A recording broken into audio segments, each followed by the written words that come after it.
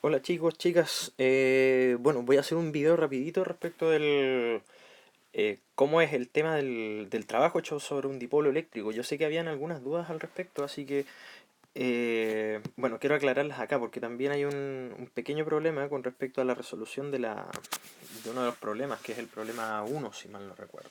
Ya, así que vamos a hacer el trámite desde el principio para que quede todo claro y bueno, espero que no hayan tantas dudas más después de esto. ¿Ya? Bueno, el trabajo hecho por una fuerza, nosotros sabíamos que... perdón, trabajo, no fuerza. El trabajo hecho por una fuerza, bueno, ustedes aprendieron en mecánica que era F por delta X, o punto delta X, ¿ya? Y yo les dije en clases que en realidad es verdad, pero cuando las fuerzas y los desplazamientos son amistosos, o sea, tenemos fuerzas constantes en general y desplazamientos amistosos, que son en general rectas, ¿ya? Pero la versión general del trabajo en realidad es una integral, que uno la puede escribir así, como la integral de la fuerza por un diferencial de x, pensando en que uno va desde la posición x1, que puede ser una posición inicial, hasta una posición final. Eso a grandes rasgos, así como bien sencillo. ¿Cómo se entiende una integral? Miren, si uno tiene un trayecto, que voy a dibujarlo aquí con color, si uno tiene un caminito sobre el cual distintas fuerzas hicieron trabajo y las voy a dibujar con rojo, por ejemplo, esa es una fuerza F1, esa es una fuerza F2, esa es una fuerza F3, etcétera. Y así uno va recorriendo el camino. Uno podría pensar que en realidad el problema es súper complicado porque uno tiene que estar pensando en que cada uno de esos pedazos de fuerza, que lo voy a poner aquí, me disculpa porque estoy ya, cada uno de esos puntitos de fuerza, uno realmente debería estarle poniendo, por ejemplo, a cada uno de ellos un pequeño delta X, que puede ser un delta X1. Acá hay un pequeño avance más, que es un delta X2, y así sucesivamente por todo el trayecto. ¿Ya? Bueno, la idea es que cuando uno tiene una integral, la integral suma cada pedacito delta X, haciéndolo lo más chiquitito posible, o sea, bueno, que tanto, infinitamente pequeño. Por eso uno estudia los diferenciales. La idea es hacer todas las posibles combinaciones, o no combinaciones, la suma de todas las fuerzas multiplicadas por todos los pequeños desplazamientos para que se sumen todos los posibles trabajos chiquititos que se ocurren en todo el trayecto.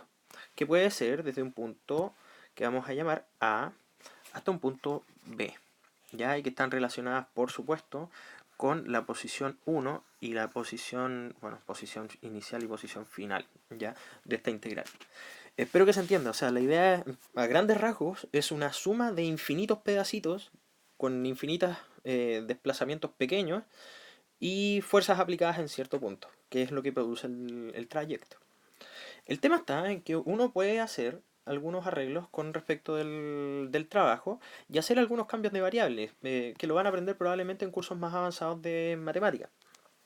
Pero como a grandes rasgos, si uno tiene un movimiento circunferencial, eh, uno se acuerda más o menos que el arco recorrido debería ser el ángulo medido en radianes por el R, que es lo que nosotros estamos estudiando, porque uno tiene, por ejemplo, un dipolo y el dipolo va a rotar nomás, ¿cierto? Entonces, voy a ponerlo así, el dipolo debería rotar. Por ende, el movimiento aquí o el trabajo que nosotros esperamos tiene que estar asociado con un torque o tiene que estar asociado con un movimiento rotacional. Entonces, por eso nosotros hacemos este cálculo antes de llegar y meternos. Ahora, si uno deriva esta expresión del S, lo que va a obtener es lo siguiente. Las únicas variables en esta ecuación son el arco, el arco que se recorre porque a medida que va cambiando el ángulo, el arco crece, y obviamente el ángulo en radianes. El radio se debería mantener más o menos constante en un movimiento circunferencial. Entonces, si eso es así, nosotros deberíamos obtener que el diferencial de S debería ser R por el diferencial de teta. En esa forma de verlo. Ahora, si uno interpreta esta expresión, uno podría pensar que lo que avanza en arco es aproximadamente lo que se avanza en distancia, por así decirlo. Entonces, si uno interpreta esta expresión y uno llega y planta este ds como si fuese un dx, en realidad la transformación o la expresión de la integral cambia y se vuelve algo así. Se vuelve como f por r por d teta. Y si uno interpreta eso, En realidad ahora hay que ver un poco el tema de los cambios de variables. No les voy a enseñar mucho de esto, pero la idea es esta. Si aquí habían posición inicial y posición final, y ahora no depende del largo o de la distancia, ahora depende simplemente del arco, teta. Por ende, uno tendría que ponerle acá, en los límites inferiores de la integral, un teta inicial y un teta final. ¿Ya? Fíjense que aquí en este caso no hemos hablado nada de desplazamientos, así que obviamente aquí solamente tiene importancia el ángulo en el cual partieron versus el ángulo en el cual terminaron. Si yo reemplazo esta cuestión y... pucha, aquí se me va a desordenar esta cuestión, pero ya, bueno, filo. Esta integral la ponemos un poquito acá. Es fácil interpretar que, por ejemplo, esta expresión de acá, F por R, está fuertemente asociado al concepto de torque. Entonces, si uno resume toda esta expresión, y lo voy a poner con rojo, que es la interpretación final de lo que uno va a hacer aquí en el trabajo hecho por un torque, por así decirlo, sobre un ángulo teta inicial, uff, me quedó horrible, teta inicial, y un ángulo teta final, entonces va a ser el torque por el diferencial de ángulo. Si uno tiene eso más o menos en el cuerpo y cacha más o menos de algunas expresiones un poco más interesantes, uno podría calcular, por ejemplo, el torque hecho por el dipolo considerando que su eje de rotación, por ejemplo, es este. Y el dipolo gira en torno a ese punto, por ejemplo. Acuérdense que el dipolo va desde el... ¿cómo se llama esto? Lo voy a poner con rojo mejorado. Va desde la carga negativa hacia la positiva. Entonces el dipolo apunta con un vector hacia allá. ¿Ya? Bueno, la cuestión es que si alguien hace torque, que en este caso es el campo, uno podría pensar que esta expresión da lo siguiente. Si uno calcula el torque, y eso lo habíamos visto en clases, el torque asociado a un campo eléctrico, en el cual uno tiene metido, por ejemplo, uy, perdón, se ve horrible, ¿eh?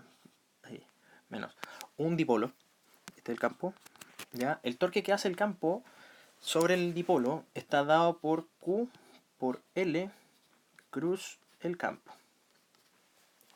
Y a resumidas cuentas, aquí me falta el vector, a resumidas cuentas, la intensidad del torque debería ser Q por L, o lo que es lo mismo el momento dipolar, por la intensidad del campo eléctrico por el seno del ángulo que forman.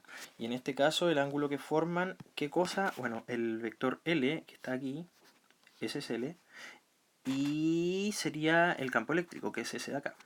Entonces ese es el ángulo. ¿Ya? Eso es la parte como relevante de todo esto.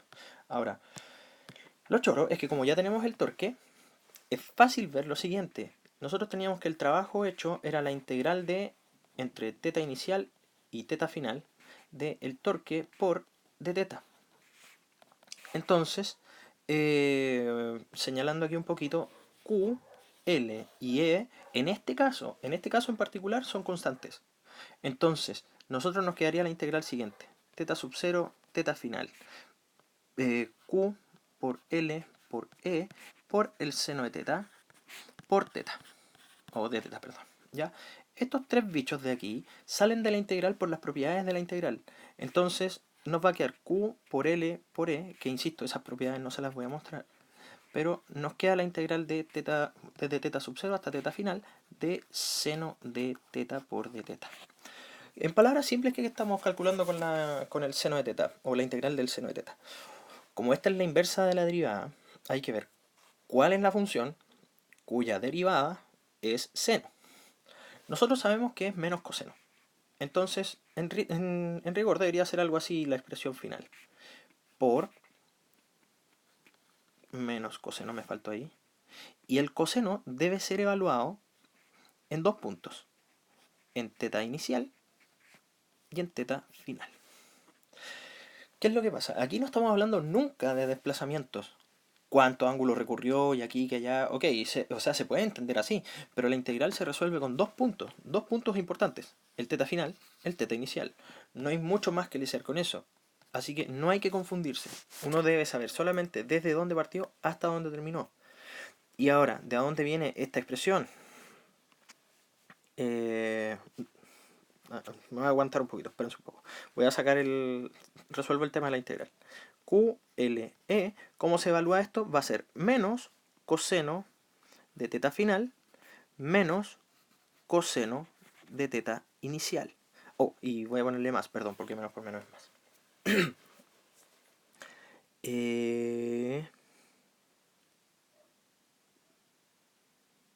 Sí, estamos bien.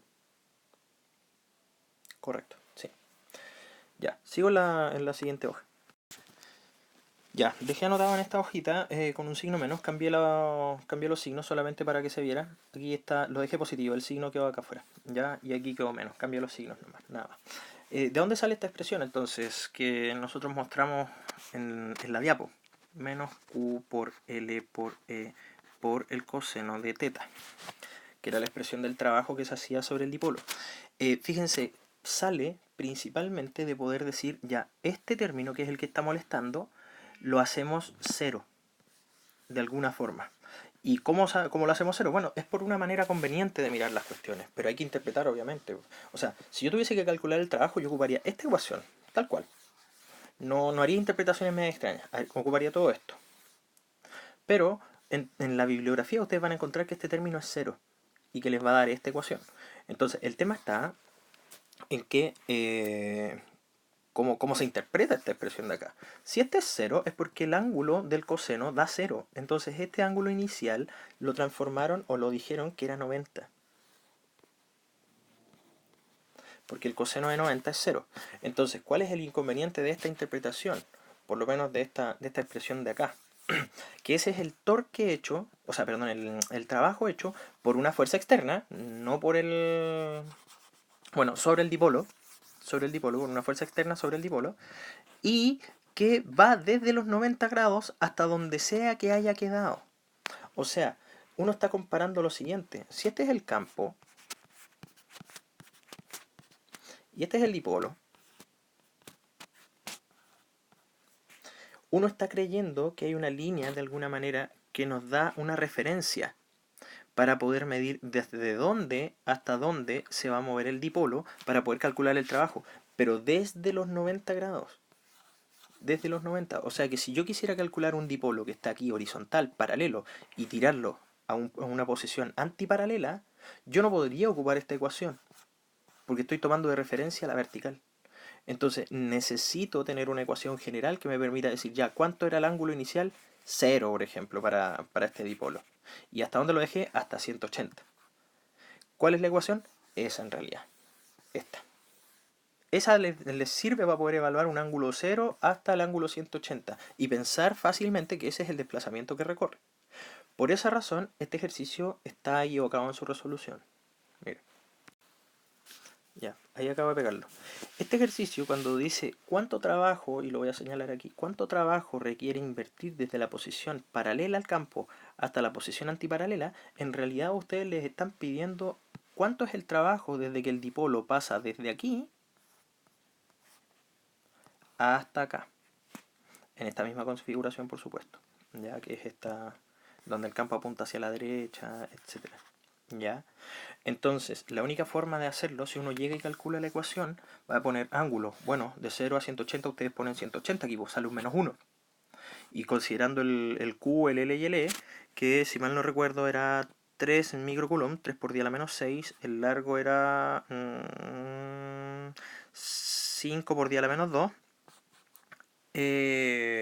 Bueno, claramente les va a faltar algo aquí, porque si yo calculo el trabajo y lo pongo aquí, acá en esta expresión, fíjense, el ángulo final va a ser 180 y el ángulo inicial va a ser 0. Entonces, en estricto rigor, este trabajo se calcularía así, el trabajo de este problema. ¿Ya?